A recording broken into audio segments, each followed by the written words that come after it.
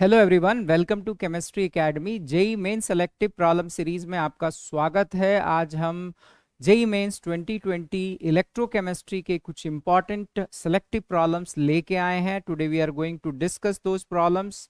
तो वीडियो शुरू करने से पहले यदि आप हमारे चैनल पे नए हैं, हमारे चैनल को आपने सब्सक्राइब नहीं किया है तो उसको सब्सक्राइब कर लीजिए। यदि वीडियो आपको पसंद आता है तो लाइक ज़रूर करिए। तो चलिए शुरू करते हैं।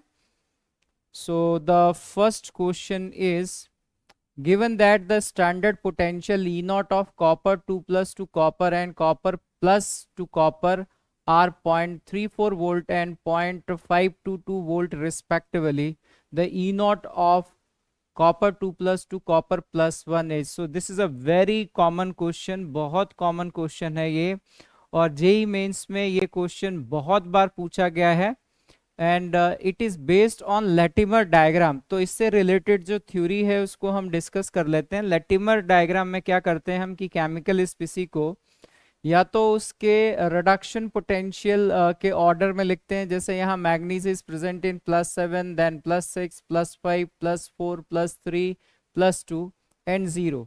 सो this is the decreasing order of oxidation number. यहाँ जो वैल्यूज दे रखी हैं वो स्टैंडर्ड रिडक्शन पोटेंशियल की हैं।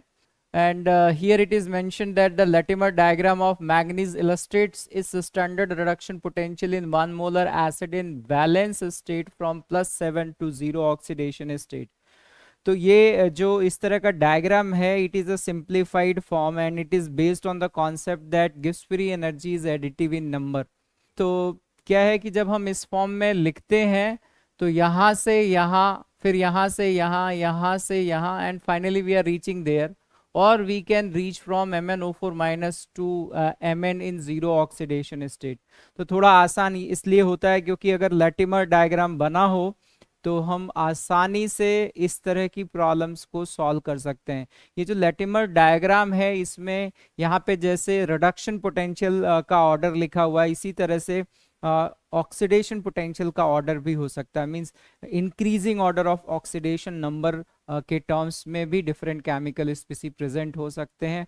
इसका एक एप्लीकेशन ये है कि लैटिमर डायग्राम अगर बना हुआ है और किसी केमिकल स्पीसी के बारे में हमें प्रिडिक्ट करना है कि that chemical species is going to disproportionate और नॉट। लाइक अभी मैं एक एग्जांपल यहाँ पे ले लेता हूँ। जैसे अगर हम थायोसल्फेट आयन की बात करते हैं, this is in acidic condition and thiosulphate ion is there, H2O3 2- ion is there. तो यहाँ पे अगेन आप देख सकते हो कि this is the decreasing order of oxidation number, मतलब ये रिडक्शन पोटेंशियल्स दे रखे हैं। तो थायोसल्फेट आयन से सल्फर का बनना जो है, मतलब the reduction potential of this is 0.6 and H2SO3 से थायोसल्फेट आयन का बनना reduction potential is 0.4 volt. So if the EMF on the right hand side of a chemical species is greater than the EMF on the left hand side of a chemical species, then we can say that that particular chemical species can participate in disproportionation reaction। इसी का reverse भी हो सकता है। अगर left hand side में EMF की value जो है वो बड़ी है राइट हैंड साइड से, तो हम ये कह सकते हैं कि उस केमिकल स्पीसी की जो कॉम प्रोपोर्शनेशन रिएक्शन है वो स्पॉन्टेनियस हो सकती है। So based on this concept there are many question. चलिए हम बेसिक प्रॉब्लम को सॉल्व करते हैं। इस तरह की प्रॉब्लम जेईई मेंस में कई बार पूछी गई है। तो पहले हम इसका लैटिमर डायग्राम ड्रॉ कर लेते हैं कि what will be the Latimer diagram. तो क्योंकि आप अगर वैल्यू देखो तो रिडक्शन पोटेंशियल के टर्म्स में दे रखी है, इसलिए हम पहले लिखेंगे copper 2+ ion, then we are going to write copper +1 ion and finally metallic copper is going to form। या हम ये हो सकता है कि कॉपर 2+ से डायरेक्टली कॉपर मेटालिक कॉपर के फॉर्म में आ जाए। So the standard reduction potential of this is given. Copper 2+ से कॉपर की वैल्यू, इसको हम E03 कह सकते हैं, that value is given, this value is +0.34 volt. देखिए आप डेटा में ये वैल्यू दे रखी है 0.34 वोल्ट। देन कॉपर +1 से कॉपर की वैल्यू दे रखी है and again it is reduction potential, so E0 value of this they have given 0.522 volt। ये वोल्ट दे रखी है value and they are asking that what is the E0 value for copper 2+ to copper +1। इस value को हम मान लेते हैं कि ये वैल्यू x है। So basically what we are doing that we are writing reaction from here to here, then we are writing reaction from here to here. If we add these two reactions, we are going to get this reaction. And since Gibbs free energy is additive in nature, so we can write that delta G naught 1 plus delta G naught 2 is equal to delta G naught 3. Faraday constant cancel out हो जाएगा. तो यहाँ पे जो number of electrons participate कर रहे हैं इसको हम n1 कह सकते हैं, दैट इज 1. यहाँ जो नंबर ऑफ इलेक्ट्रॉन्स पार्टिसिपेट कर रहे हैं दैट इज n2, ये भी 1 है क्योंकि कॉपर +1 से मेटालिक कॉपर में जा रहा है. यहाँ पे जो नंबर ऑफ इलेक्ट्रॉन्स हैं उनको हम n3 कह सकते हैं, and this value we can write is 2, क्योंकि यहाँ पे कॉपर 2+ से कॉपर में जा रही है वैल्यू. ठीक है, सो 2 इलेक्ट्रॉन कॉपर 2+ एक्सेप्ट करेगा तो मेटालिक कॉपर बनेगा. Now we can write that n1 E01 plus n2 E02 is equal to n3 E03. n1 E01, n1 की वैल्यू 1 है, E0 की वैल्यू x है, एंड n2 की वैल्यू 1 है, E0 की वैल्यू जो है वो 0.522 वोल्ट है, n3 की वैल्यू 2 है, E03 की वैल्यू 0.34 वोल्ट है. इफ वी सिंप्लीफाई दिस, यहाँ से अगर हम इसको सिंप्लीफाई करें, 0.34 इंटू 2 इज 0.68, 0.68 माइनस 0.522 वोल्ट. इसको अगर हम सिंप्लीफाई करते हैं, 10 में से अगर हम 2 सब्ट्रैक्ट करते हैं 8 आएगा, 7 में से 2 सब्ट्रैक्ट करते हैं 5 आएगा, एंड 6 में से 1 सब्ट्रैक्ट करते हैं 1. So this value is 0.158. तो x की वैल्यू 0.158 वोल्ट हो गई. इस हिसाब से इसका जो आंसर होगा ये 1 होगा. So this concept is based on Gibbs free energy. Gibbs free energy is additive in nature. तो next problem solve करते हैं. चलिए next problem. What would be the electrode potential for the given half cell reaction at pH is equal to 5? The reaction is given. यहाँ पे water का oxidation है, but you have to be very careful. यहाँ E0 की value दे रखी है, मतलब अगर ये रिएक्शन रिवर्स डायरेक्शन में होती तो जो स्टैंडर्ड पोटेंशियल होता दैट इज 1.23 वोल्ट. इस रिएक्शन के लिए वैल्यू जो है वो -1.23 वोल्ट है. आपको वैसे भी पता है कि वाटर का जो ऑक्सीडेशन पोटेंशियल है जब हम वाटर की इलेक्ट्रोलिसिस करते हैं that is -1.23 volt, and standard condition में वाटर का जो रिडक्शन पोटेंशियल है दैट इज -0.83 वोल्ट. तो यहाँ पे इस क्वेश्चन को सॉल्व करने के लिए सबसे पहले तो हमें ये ध्यान रखना है, नस्ट इक्वेशन को यूज करते वक्त हमें ऑक्सीडेशन के लिए वैल्यू कैलकुलेट करनी है. So we should write that E oxidation for the above reaction is equal to E0 oxidation minus, they have not mention R की वैल्यू दे रखी है, टेम्परेचर दे रखा है. ठीक है, तो जब हम क्वेश्चंस को सॉल्व करते हैं 2.303 RT अपॉन NF, अगर मैं यहाँ पे लिखता हूं Nernst equation 2.303 RT upon NF log reaction quotient, तो यहाँ पे जो रिएक्शन कोशेंट की वैल्यू होगी इस रिएक्शन के लिए that is pressure of oxygen gas. यहाँ पे ऑक्सीजन गैस का प्रेशर 1 बार दे रखा है, तो हम यहाँ ये वैल्यू यूनिटी रख सकते हैं, multiplied by concentration of H+ to the power 4. जो नंबर ऑफ इलेक्ट्रॉन्स इसमें पार्टिसिपेट कर रहे हैं that number of electrons is 4, so n की वैल्यू हम 4 रख सकते हैं. So when we are doing this calculation, 2.303 RT upon F, R की वैल्यू हमें 8.314 यूज करनी है, टेम्परेचर 298 केल्विन यूज करना है, फैराडे कांस्टेंट अगर हम अप्रोक्सीमेटली लिखते हैं 96500, और उसको अगर हम सिंप्लीफाई करते हैं तो ये जो वैल्यू आती है that value is equal to 0.0592. Decimal के 4 डिजिट, डेसिमल के बाद 4 डिजिट तक ये मैंने लिखा है. आप इसको अगर 3 डिजिट तक लिखना चाहते हो डेसिमल के बाद तो ये 0.059 हो जाएगी. अगर आप 2 डिजिट तक लिखना चाहते हो तो ये 0.06 हो जाएगी, right. So depending upon the accuracy of the question, we can either use 0.0592, we can use 0.059, we can also use 0.06. ठीक है, तो अभी यहाँ तो मेंशन ही नहीं है कि हमें कितने कौन सी वैल्यू उसमें यूज करनी है, और 2 डेसिमल प्लेस तक जो है हमें आंसर लिखना है. It is a numerical value type of question. तो आप इनमें से कुछ भी ले लें, अगर आप 0.059 लेते हैं या 0.06 लेते हैं, 0.0592 लेते हैं, जो जेई मेंस ने आंसर की रेंज दे रखी है, that range is not going to change. तो अभी अगर हम यहाँ वैल्यू पुट कर दें तो हमें ई ऑक्सीडेशन की वैल्यू कैलकुलेट करनी है, ई ऑक्सीडेशन, एंड ई नॉट की वैल्यू ध्यान से लिखेंगे, ये रिडक्शन पोटेंशियल दे रखा, ऑक्सीडेशन पोटेंशियल होगा -1.23 वोल्ट, और यहां पे मैं सबसे सिंप्लीफाइड वैल्यू लिख रहा हूं 0.06, so divided by number of electrons that is 4, log pressure of oxygen gas is 1, so this is H plus to the power 4, तो ये 4 और 4 कैंसिल आउट हो जाएगा, minus log H plus is pH, तो अगर इसको हम सिंप्लीफाई करते हैं we can write that this is -1.23 and this minus log H plus को हम प्लस लिख सकते हैं, तो ये हो जाएगा 0.06 इंटू pH, pH की वैल्यू 5 दे रखी है, if we put here 5 and simplify it, इसको सिंप्लीफाई करते हैं, दिस इज -1.23, और ये वैल्यू अगर हम मल्टीप्लाई करते हैं तो दिस विल बी 0.30, अगर इसको सिंप्लीफाई किया जाए तो this value is coming -0.93 volt.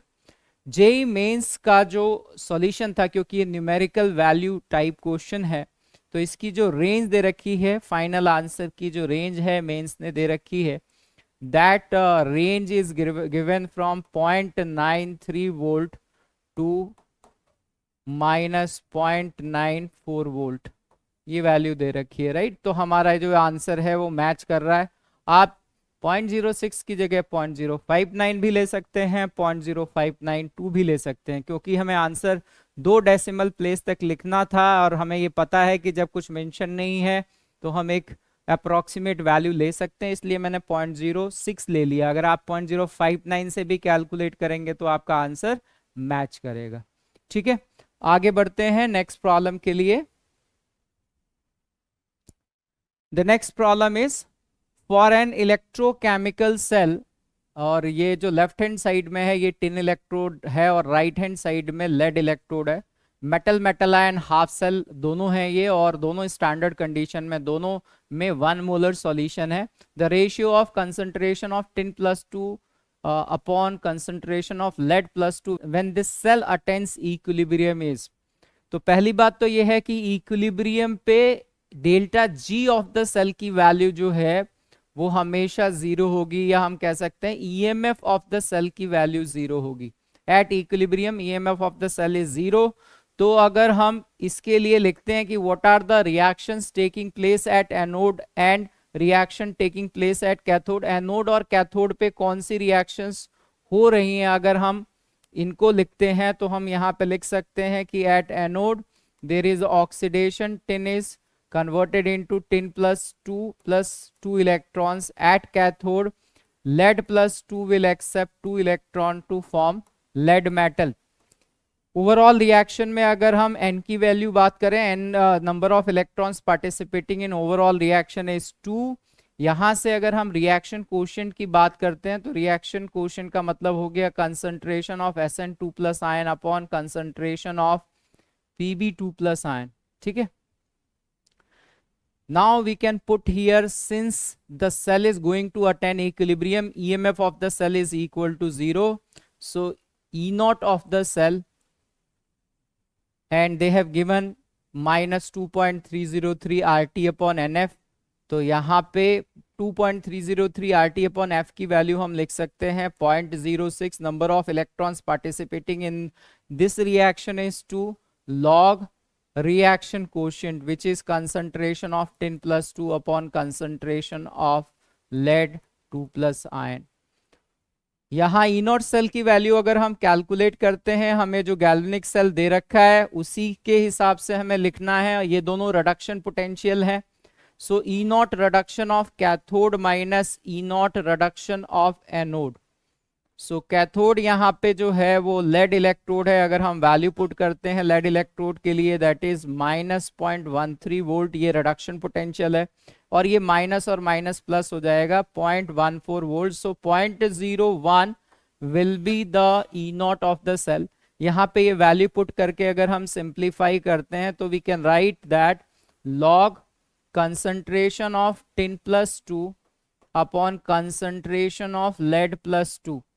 इसको अगर आप सिंप्लीफाई करो ये वैल्यू आ रही है 1/3 बिकॉज ये 0.01 है। इसको अगर हम इधर लेके आते हैं तो ये 0.03 हो गया। So this is on simplification we are getting this value is log concentration of tin plus 2 upon concentration of lead plus 2 is 1/3।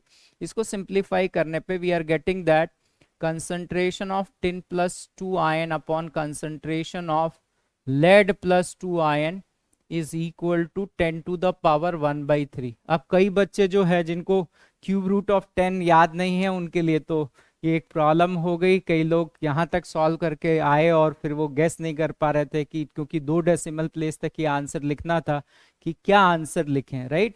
So it's very important, आपको ये पता होना चाहिए कि what is under root of 10 and what is the cube root of 10। तो आप एक बार देख लें कि जेईई मेंस में ऐसे क्वेश्चन पूछे जाते हैं जहां पे क्यूब रूट ऑफ 10 की अगर हम बात करें 2 डेसिमल प्लेस तक बात करें तो 2.15 होगा, और अगर हम स्क्वायर रूट की बात करें तो that is equal to 3.16, right. तो जो आंसर इसका गिवन था, the range was given, and if we try to solve it properly हम यहाँ पे लिख सकते हैं कि ये वैल्यू जो आ रही है वो 2.15 2 डेसिमल प्लेस तक लिख सकते हैं। So some range was given, I think the range given was 2.13 to 2.17, इस तरह की कोई रेंज दे रखी थी।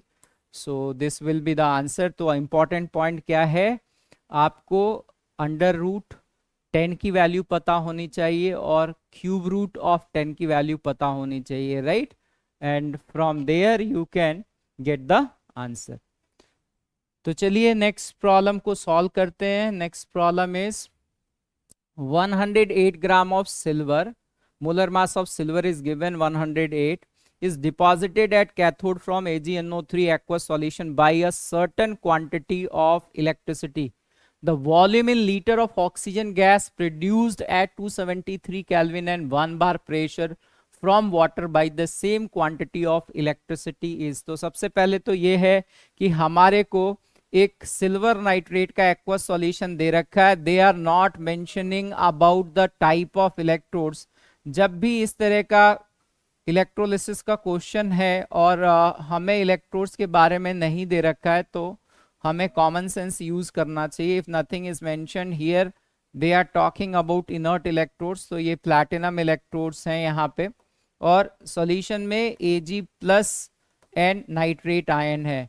हमें पता है कि अगर सल्फेट आयन या नाइट्रेट आयन एक्वस मीडियम में प्रेजेंट हो, क्योंकि नाइट्रोजन सल्फेट आयन में sulphur is present in +6, sulphate ion को ऑक्सीडाइज करना बहुत मुश्किल है। उसका जो ऑक्सीडेशन पोटेंशियल है दैट इज -1.96 वोल्ट। इसी तरह से नाइट्रोजन को ऑक्सीडाइज करना when nitrogen is present in +5 is not possible.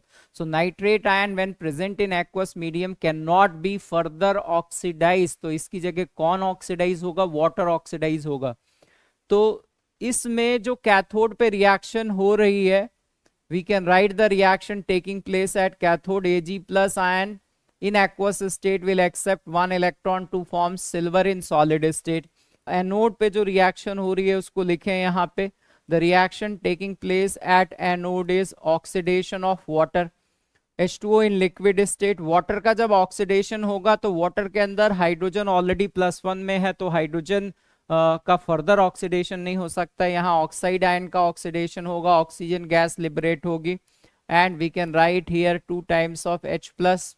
यहाँ ऑक्सीजन गैस अगर मैंने लिखा है तो we can write here this will be half, oxygen balance है, हाइड्रोजन बैलेंस है।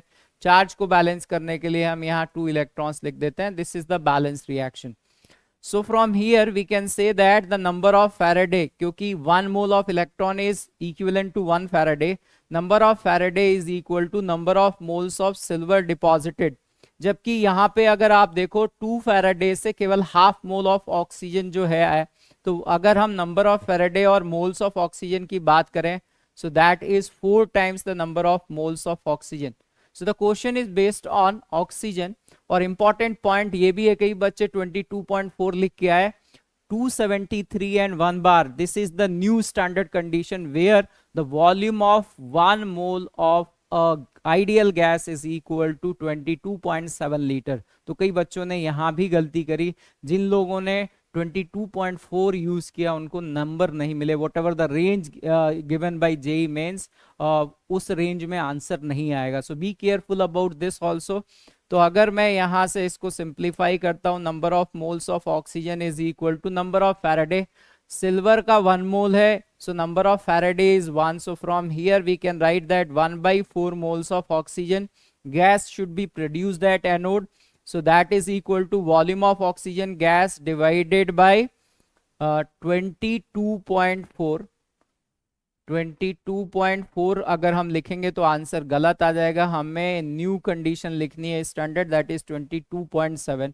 इसको अगर हम सिंप्लीफाई करते हैं, so from here we get volume of oxygen gas is equal to 22.7 divided by 4. इसको सिंप्लीफाई कर लेते हैं. This will B 5.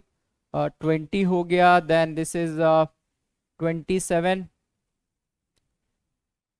so we can write that this should be 6 times. so again 27 10 होगा, so 2 times and again it will be 5 times. तो 5.625 litres answer है. अब exact answer अभी मुझे याद नहीं है, बट शायद उन्होंने जो आंसर दे रखा है, they have given the range 66 I think, yes 5.66 to 5.67 और 68, ये वैल्यू, इस तरह की वैल्यू मुझे एग्जैक्टली याद नहीं है, बट ये आंसर था. जिन लोगों ने इसको 22.4 मान के सॉल्व किया और आंसर 5.6 लिखा, that is not in the range, so they get 0 marks. तो ये थोड़ा सा इस क्वेश्चन में इंपॉर्टेंट था कि अगर प्रेशर की वैल्यू 1 बार है, टेम्परेचर 273 केल्विन है, तो 1 मोल आइडियल गैस का जो वॉल्यूम है that is 22.7. Moving to the next question. This question is based on Kohlrausch law. बड़ा सिंपल सा ही क्वेश्चन है. तो इसमें देखते हैं the equation that is incorrect. They are asking about incorrect statement. पहली स्टेटमेंट को अगर हम देखें, first statement, Kohlrausch law infinite dilute solution पे लगता है. तो अगर मैं लेफ्ट हैंड साइड के लिए लिखूं तो ये जो Na+ है और Na+ कैंसिल आउट हो जाएगा. I can write that this is equal to lambda m0 of Br minus ion minus lambda m0 of I minus ion. Right hand side की अगर हम बात करें तो यहाँ Br कॉमन है, Br will cancel out if we apply Kohlrausch law. तो यहाँ पे लिख सकता हूँ मैं, this is lambda m0 of K+ ion minus lambda m0 of Na+ ion. तो पहला ऑप्शन ही गलत है, फर्स्ट ऑप्शन इज रॉन्ग. तो यही आंसर होना चाहिए, first will be the answer. Others के लिए आप चेक कर सकते हो, जिसको यहाँ पे मैं लिख सकता हूँ lambda m0 of H+ plus lambda m0 of Cl minus ion, lambda m0 of Na+ and lambda m0 of OH minus ion, lambda m0 of Na+ and lambda m0 of Cl minus ion. तो Na+ and Cl minus will cancel out हो जाएगा. This is equal to lambda m0 of H+ plus lambda m0 of OH minus. तो ये भी सही है. यहाँ पे अगर आप देखो तो K और Na+ Cl माइनस कॉमन है, यहाँ Br माइनस कॉमन है, ये कैंसिल आउट हो जाएगा. सो lambda m0 of K+ minus lambda m0 of Na+, left और राइट दोनों साइड में यही मिल रहा है. इधर अगर हम बात करें तो अगेन यहाँ पे Na+ will cancel out and K+ will cancel out. So this is lambda m0 of Br minus minus lambda m0 of Cl minus. यहाँ भी सेम वैल्यू आ रही है, lambda m0 of Br minus and lambda m0 of Cl minus. तो इस तरह के question JEE mains में पूछे गए हैं, बड़े ही सिंपल क्वेश्चंस आते हैं. राइट मैं अब 2 क्वेश्चन जो हैं वो एग्जाम्पलर के डिस्कस करना चाहता हूँ. इलेक्ट्रोकेमिस्ट्री में एग्जाम्पलर्स के बहुत अच्छे क्वेश्चंस दे रखे हैं. आपको एग्जाम्पलर जो है वो रिवाइज करना चाहिए, उससे डायरेक्ट क्वेश्चंस मेंस में आते हैं. तो चलिए हम 2 क्वेश्चंस जो है वो एग्जाम्पलर के भी डिस्कस कर लें. ये क्वेश्चन नंबर 36 है, एग्जैक्टली एग्जाम्पलर से लिया गया है. Consider the following diagram in which electrochemical cell is coupled to an electrolytic cell. What will be the polarity of electrodes A and B in the electrolytic cell? तो इससे बहुत तरह के कॉन्सेप्चुअल क्वेश्चन बनते हैं। ऊपर वाला जो सेल है आप देख सकते हो, ये डैनियल सेल है, यहाँ पे जिंक सल्फेट का सॉल्यूशन है और ये जिंक इलेक्ट्रोड है। There is a salt bridge right hand side में, copper electrode and copper sulphate solution. तो हमें पता है कि जो हमारा डैनियल सेल है उसमें जिंक का ऑक्सीडेशन होगा, जिंक का ऑक्सीडेशन होगा तो इलेक्ट्रॉन इस इलेक्ट्रोड पे रह जाएंगे और Zn2+ आयन सॉल्यूशन में जाएंगे। सो this is negatively charge and here it is acting like anode, ये एनोड की तरह एक्ट कर रहा है। यहाँ पे क्या होगा कि सॉल्यूशन में जो कॉपर 2+ आयन है वो आके यहाँ डिपॉजिट होंगे। सो दिस इज कैथोड, और अगर एनोड नेगेटिवली चार्ज है तो कैथोड जो है वो पॉजिटिवली चार्ज होगा in case of galvanic cell. ये जो सेल है it is acting like a galvanic cell. अब इस सेल को जो है हमने एक इलेक्ट्रोलिटिक सेल से कनेक्ट किया है, तो इलेक्ट्रोलिटिक सेल में वो इलेक्ट्रोड जो negative end of the battery से जुड़ा हुआ है, दिस इज नेगेटिवली चार्ज क्योंकि ये नेगेटिव एंड से जुड़ा हुआ है। अब ये नेगेटिवली चार्ज है तो ये क्या करेगा कि सॉल्यूशन में जो कैटायन है उसको अपनी तरफ अट्रैक्ट करेगा। सो this is acting like cathode. और ये वाला जो इलेक्ट्रोड है ये positive end of the battery से जुड़ा हुआ है तो ये पॉजिटिवली चार्ज है, ये पॉजिटिवली चार्ज है तो एनायंस को अपनी तरफ अट्रैक्ट करेगा। So this will act like anode. तो ये क्वेश्चन जो बहुत ही इंपॉर्टेंट है वो ये पूछा जा सकता है कि इस कॉम्बिनेशन में इस इलेक्ट्रोड का एनोड किससे कनेक्टेड है। The anode of this electrode, this galvanic cell, the anode of this galvanic cell is connected to cathode of this electrolytic cell. तो this is very important, ठीक है। एक से एक सवाल बन सकता है जो कि रिलेवेंट होगा क्योंकि ये एग्जाम्पलर में गिवन है। Let us move to another question. ये मैच टाइप ऑफ क्वेश्चन है, question number 51। So different species दे रखी है और उनकी प्रॉपर्टीज दे रखी हैं। जैसे पहला है मोलर कंडक्टिविटी, तो मोलर कंडक्टिविटी अगर हम पहले का मैच करें, वैसे तो जो जेई में क्वेश्चन पूछे जाएंगे इसमें ये हो सकता है, जैसे एग्जाम्पलर का ये जो क्वेश्चन है इसमें इन्होंने जो मैचिंग दे रखी है वो 1-to-1 मैचिंग है, हालांकि इसमें मेंशन नहीं है कि 1-to-1 है या 1-to-many है। तो we are going to solve 1-to-many and then will see that if we have to do 1-to-1 then what is the best possible answer. तो लैम्डा एम की अगर हम बात करें, मोलर कंडक्टिविटी जो है वो इंटेंसिव वेरिएबल है। लैम्डा एम की बात करें तो it is an intensive variable, मतलब पहला ऑप्शन सही है। It depends on the ions per unit volume, definitely lambda M की वैल्यू जो है वो कंसंट्रेशन के साथ चेंज होती है, because you are writing lambda M is equal to k into 1000 divided by molarity. When we are using this formula the units are important because ये जो 1000 का factors है it is not valid for all, it is valid for a particular type of unit. तो यहाँ पे देखें m मतलब concentration पे it is going to depend, so B option is also correct.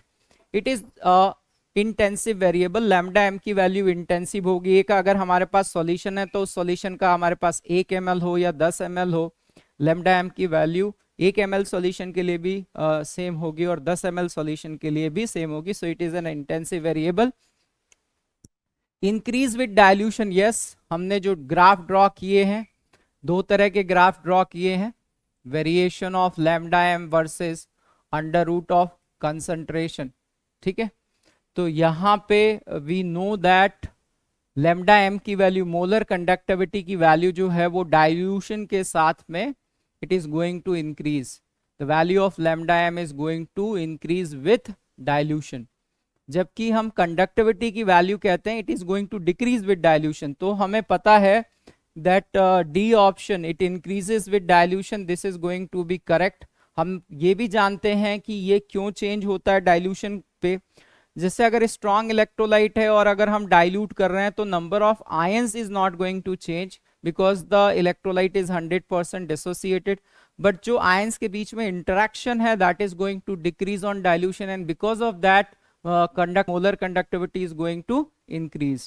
जबकि weak electrolyte में dilution करने पे number of ions भी बढ़ते हैं और उनके बीच में interaction भी कम होता है। तो दोनों फैक्टर हैं, राइट। सो वीक और स्ट्रॉन्ग दोनों ही तरह की इलेक्ट्रोलाइट के लिए on dilution the value of molar conductivity is going to increase।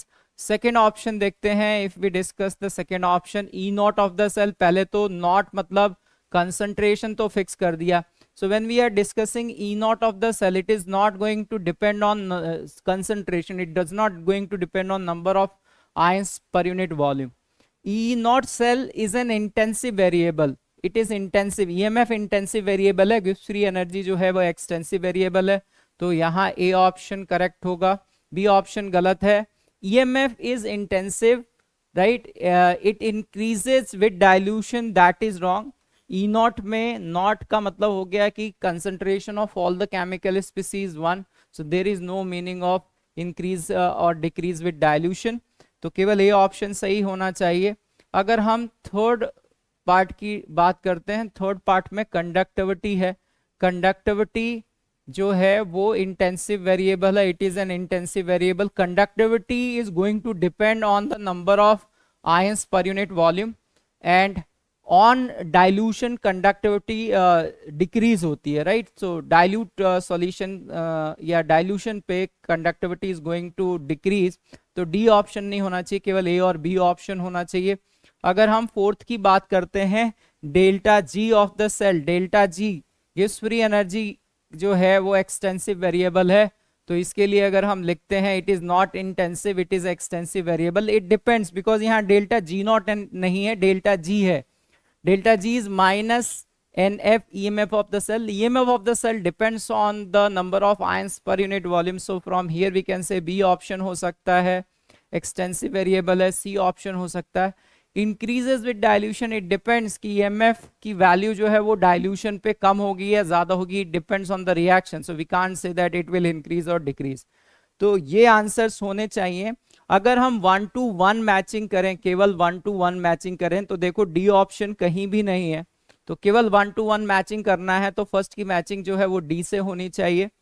Then again यहाँ ये हम चेंज नहीं कर सकते, तो यहाँ ए और बी में 1-to-1 मैचिंग करनी है तो हम बी ऑप्शन चूज करेंगे. और यहाँ बी कॉमन है, बी हम चूज कर सकते हैं, तो कर चुके हैं, तो यहाँ हम केवल सी ऑप्शन चूज करेंगे. तो ये इसका आंसर होना चाहिए. आप देख सकते हो जो एनसीईआरटी ने आंसर दिया है वो है first should be match with D, second should be match with A, third को बी से मैच करेंगे और फोर्थ को सी से मैच करेंगे. यही आंसर हमने डिस्कस किया है. मुझे उम्मीद है कि हमारी जो ये सीरीज है आप लोगों के लिए यूजफुल होगी. मुझे जैसे जैसे लग रहा है कि आपके लिए क्या ज़्यादा यूजफुल हो सकती है उस हिसाब से मैं चेंजेस कर रहा हूँ, राइट. और यदि आपको हमारा वीडियो पसंद आता है तो उसको लाइक ज़रूर करें. अभी तक अगर हमारे वीडियो में आप बने हुए हैं तो लाइक करते हुए जाइए. और यदि आप हमारे चैनल पे नए हैं तो सब्सक्राइब करिए. Thank you very much. फिर मिलते हैं नई प्रॉब्लम्स के साथ. Bye bye.